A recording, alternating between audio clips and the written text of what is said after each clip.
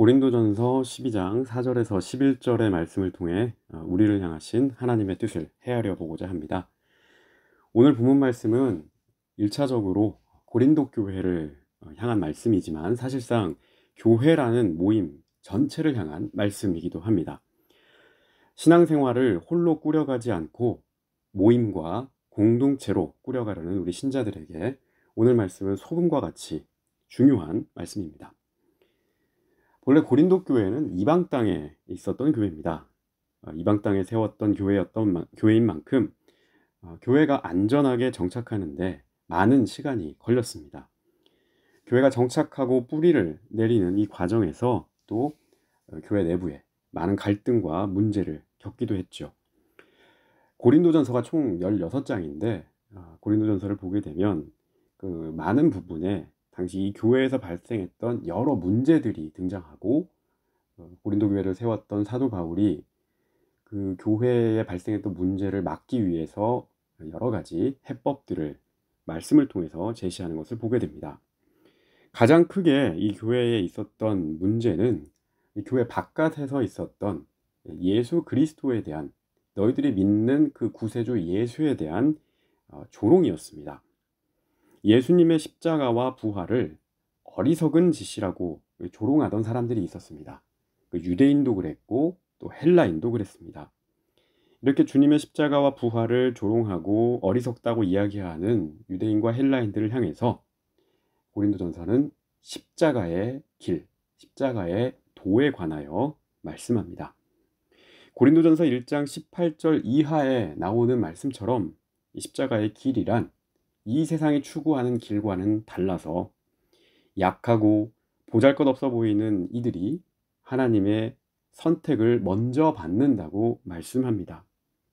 제 아무리 이 세상에서 강한 힘을 가지고 있고 많은 것을 갖고 있고 또 내세울 것이 있고 명성이 자자하다고 한들 자기를 헌신해서 남을 세움으로 구원에 이를 수 있는 예수님의 사랑의 십자가 앞에서는 자랑할 것이 되지 못한다라고 말씀합니다. 고린도 교회가 가진 문제는 이런 문제만 있었던 건 아닙니다. 교회 내부에서 여러 가지 문제가 또 있었습니다. 아비의 아내를 자식이 취하는 일종의 음행의 문제도 이 교회에 있었고요. 또 교인과 교인 사이에 분쟁이 발생해서 법정에 송사하는 문제도 있었습니다.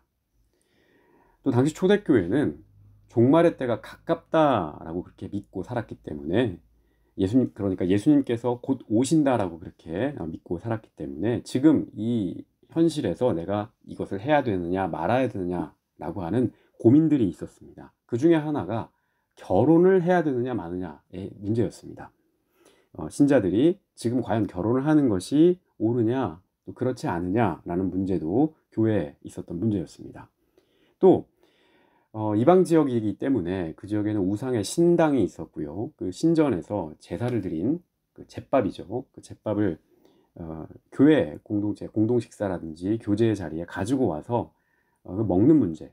과연 이 음식을 우상에게 제물로 바쳤던 이 음식을 여기서 나눠 먹어도 좋으냐, 뭐 그렇지 않느냐, 이런 문제도 있었습니다.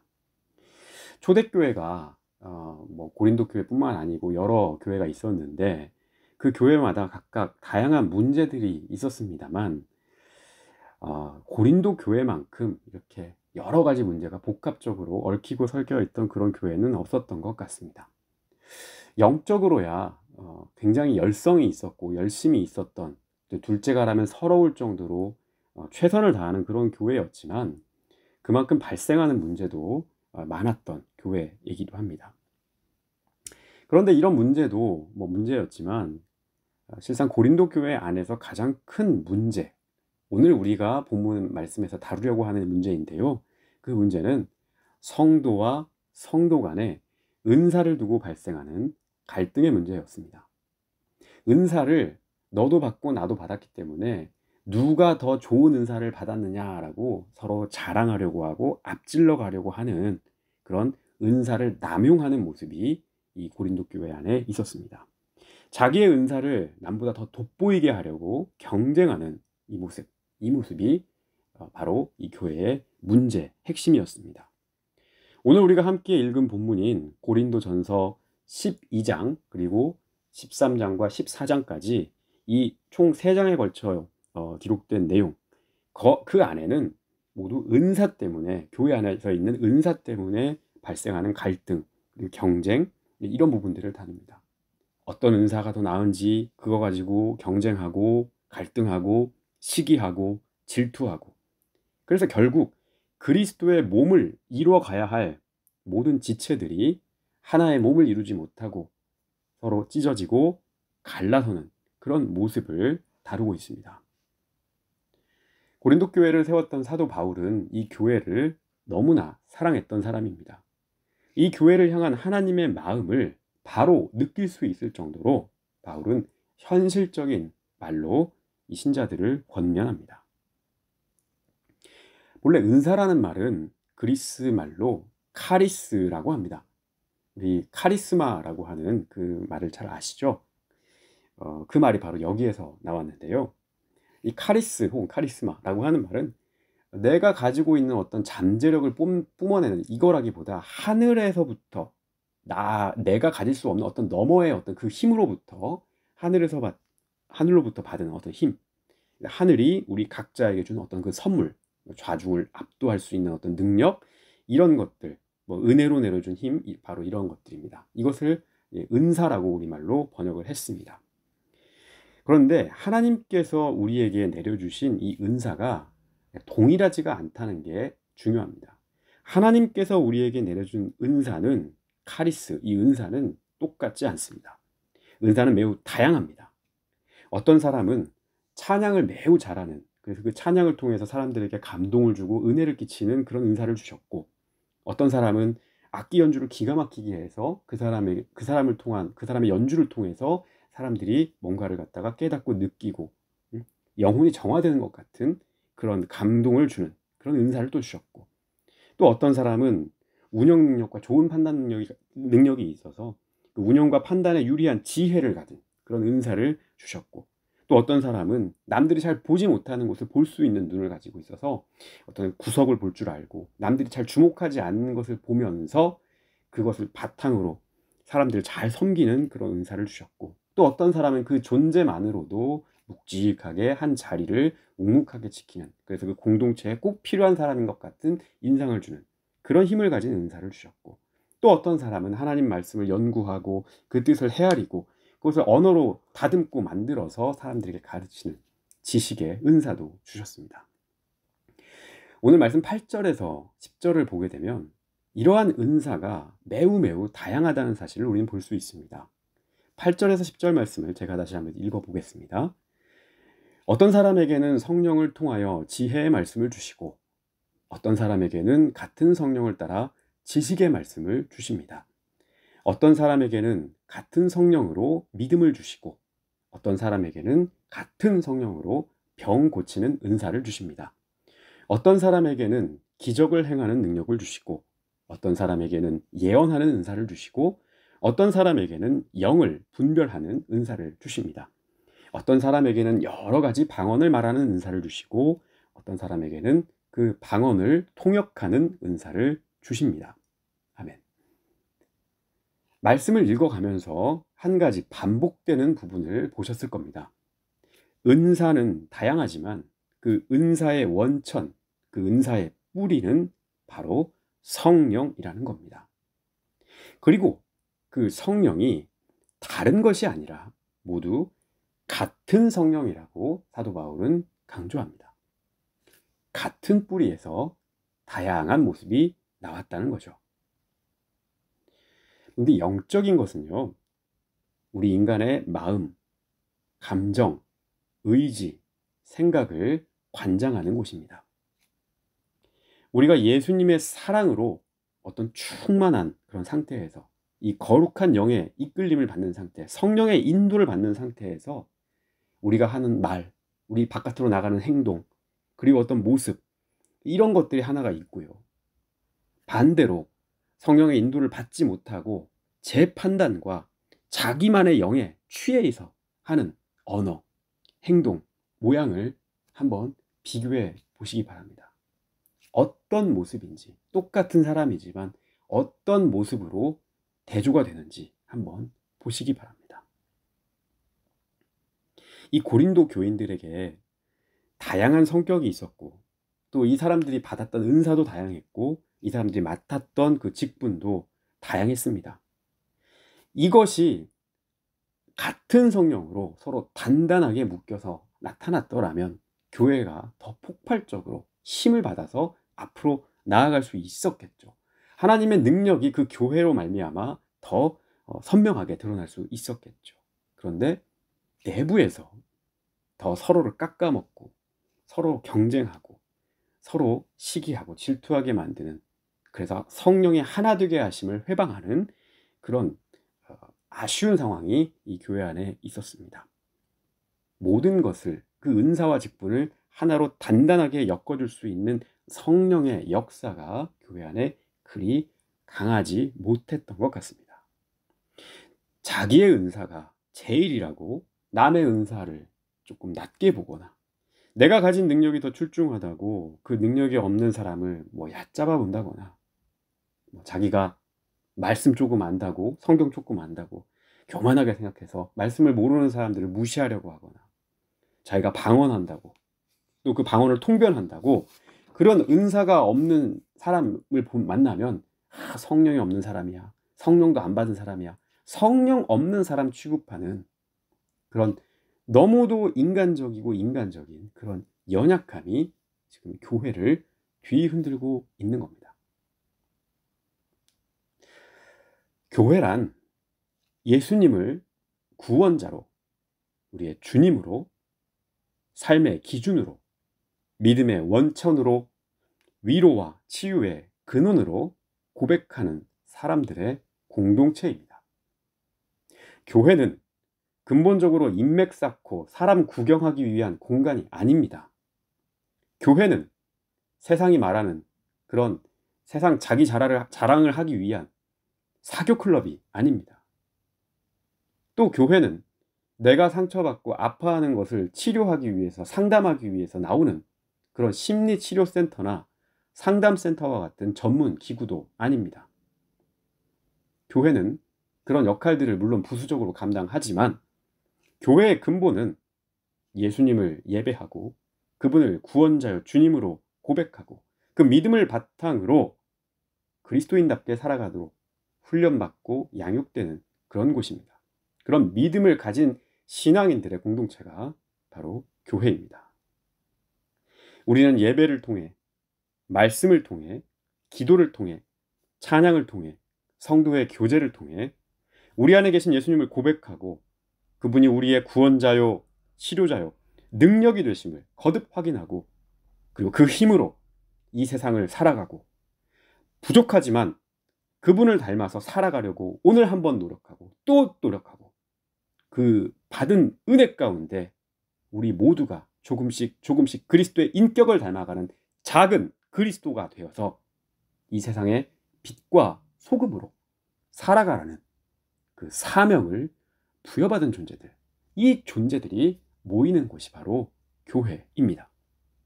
교회는 바로 그런 그리스도인을 양육하는 곳입니다. 교회 안에서는 하나님의 잣대로 살면서 교회 바깥으로 나가기만 하면 이 세상의 잣대로 사는, 이런 이중 잣대로 살아가는 사람들을 키우는 곳이 아니라 세상을 끝까지 사랑하고 섬기신 예수 그리스도의 마음과 성품으로 살아가는 사람들을 양육하고 훈련하는 곳이 바로 교회입니다. 사랑하는 성도 여러분, 이 점을 잊지 말고 잘 기억하시기 바랍니다. 결코 움직일 수 없는 교회의 본질입니다. 그러니 진정으로 예수를 찾고 예수를 만나고 싶은 마음이 여러분 가운데 솟구치신다면 이 공동체의 자리, 교회의 자리로 나오시기를 바랍니다. 우리 교회가 좀 예배 시간이 오후 2시다 보니까 식후에 좀 많이 노곤하기도 하고 날도 덥고 그래서 피로가 많이 몰려오는 거 다 이해합니다. 식사 후에 좀 많이 피곤하고 또 목회자의 설교가 아주 지루하기도 하고 그러다 보니까 예배 시간에 좀 이렇게 졸음이 오기도 하고 충분히 그럴 수 있습니다. 식사 후에 피곤하시더라도 예배 자리에 나와서 차라리 조십시오. 졸아도 괜찮습니다. 콩나물을 비유로 좀 들어볼까요? 여러분 중에 콩나물을 키워보신 분들이 있으실 텐데, 콩나물은 이렇게 키울 때 보면 물을 그냥 막 붓습니다. 아래 뭐 받쳐놓은 것도 없고 물을 다 뚫어놓고 물이 그렇게 흘러가게 이렇게 키우죠. 물이 그냥 이렇게 흘러내리면 참 물이 아까울 때가 있어요. 그런데 왜 이걸 자꾸 물을 버리면서 그냥 이렇게 계속 부어야 되지? 그런 생각이 들 때가 있습니다. 그래서 콩나물에 물을 주지 않으면 어떻게 될까요? 네, 그러면 콩나물은 바로 죽게 됩니다. 먹을 수가 없게 되겠죠. 그러니까 자라지 못하고 무의미하게 죽고 맙니다. 물을 붓는 게 좀 아깝기도 하고 어떻게 보면 무의미해 보이기도 합니다. 그냥 흘러가니까. 그런데 그 무의미하게 흘러가는 물을 머금고 콩나물은 점점점 자랍니다. 그래서 어느 순간 콩나물이 잘 자라서 싹이 나고 잘 자라 있으면 그것을 우리가 음식으로 먹기도 하죠. 말씀도 그런 것 같습니다. 우리의 신앙생활도 그와 비슷한 것 같습니다. 내 신앙이 별로 지금은 깊지 않은 것 같고 뭐 앞에서 목사님 설교하는 게 좀 자장가처럼 나긋나긋하게 들릴 수도 있고 근데 그럴 수 있습니다. 또 예배도 너무 공식적이고 형식적이고 딱딱해 보이고 그렇게 들릴 수도 있습니다. 얼른 빨리 예배 끝나라. 간식 시간만 빨리 돌아와라. 그 생각만 하고 있을 수도 있습니다. 뭐 그럴 수 충분히 이해합니다. 콩나물 줄기에 흘러내리는 마치 물처럼 그렇게 보일 수도 있습니다. 그런데 그러한 무의미해 보이는 것 같은 그런 시간도 예배의 자리에서 켜켜이 쌓이고 또 중간중간 들려오는 그 말씀을 통해서 내가 중간중간 받았던 그 은혜의 감동을 통해서 내가 중간중간 고백했던 그 하나님에 대한 사랑을 통해서 점점점 믿음이 싹 튼다라고 하는 사실, 콩나물이 자라듯 우리의 믿음도 그렇게 자란다라고 하는 사실을 여러분 잊지 마시기 바랍니다. 예배드리고 하나님 말씀을 듣고 함께 찬양하고 서로 교제하는 그 시간이 켜켜이 쌓여서 여러분이 점점 그리스도의 사람으로 성령의 사람으로 바뀐다는 사실을 여러분 기억하십시오. 그러니 지금은 당장 내가 피곤해서 예배 때 졸 수도 있지만 특별한 일이나 또 건강, 뭐 일터의 어떤 일, 뭐 이런 같은 지장이 되는 그런 부분이 아닌 이상 여러분에게 주신 그 자리를 지키시기를 바랍니다. 주님께서 여러분 각자에게 주신 그 은사의 자리, 그 직분의 자리를 여러분 지키시기를 바랍니다. 집에서 무슨 영상 플랫폼 같은 거 막 이렇게 검색하면서 마치 물건 아이 쇼핑하듯이 뭐 어떤 예배가 더 좋은 예배인지 어떤 설교가 더 좋은 설교인지 그런 거 아이 쇼핑하듯이 고르지 마시고 하나님께서 지금 여러분에게 허락해 주신 그 은사와 직분, 그 자리, 그 현장에서 한 성령을 품은 교우들과 함께 얼굴을 마주 보면서 어깨를 나란히 하면서 그렇게 성령 안에서 하나 되기를 힘쓰는 분들이 되시기를 바랍니다. 우리의 구원자 되시고 인도자 되시고 치료자 되시는 예수님께서 그 교회를 통하여 이 교회의 다양한 은사와 직분을 통하여 그 섬김과 봉사와 사랑의 마음을 통하여 우리 한 사람 한 사람을 붙들어 주시고 인도해 주시고 위로해 주실 줄 믿습니다.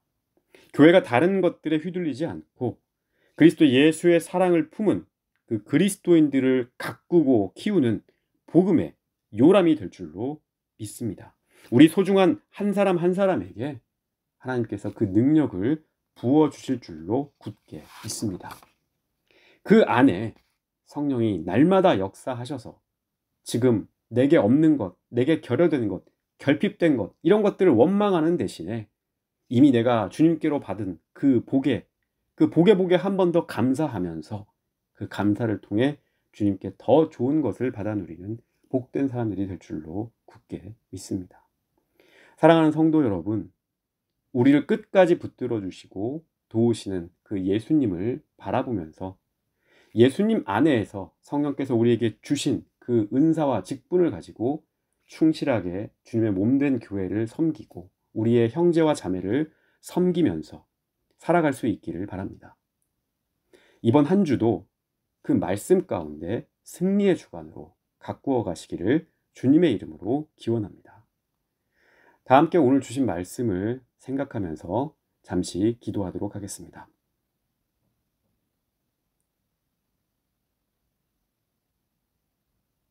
하나님께서 우리에게 주신 귀한 말씀을 통해서 성령 안에서 하나 되기를 소원합니다. 하나님, 우리에게 주신 은사와 그 직분을 언제나 감사함으로 받게 하시고 이 교회 공동체 안에서 주님의 사랑을 더욱더 전파하고 주님의 이름을 영화롭게 하고 주님의 뜻을 바로 세우는 데 사용할 수 있도록 역사하여 주시옵소서. 사랑하는 우리 교회가 하나님의 마음, 예수님의 마음을 잘 이해하고 잘 마음에 새겨 참으로 복음으로 일어설 수 있는 복된 교회가 되게 하여 주시옵소서. 우리 모든 성도님들, 소중한 분들 한 분 한 분 주님께서 기억하여 주시고 하나님 사랑으로 감싸 주시고 모든 문제 가운데 하나님께서 응답하여 주시고 보이지 않는 길도 열어 주시옵기를 간절히 바라옵고 원하옵나이다. 말씀을 통하여 이번 한 주에 살아갈 수 있는 힘을 얻게 도와주시고 주님과 함께 동행하며 승리의 삶을 살아갈 수 있게 하여 주시옵소서. 거룩하신 예수 그리스도의 이름으로 기도합니다. 아멘.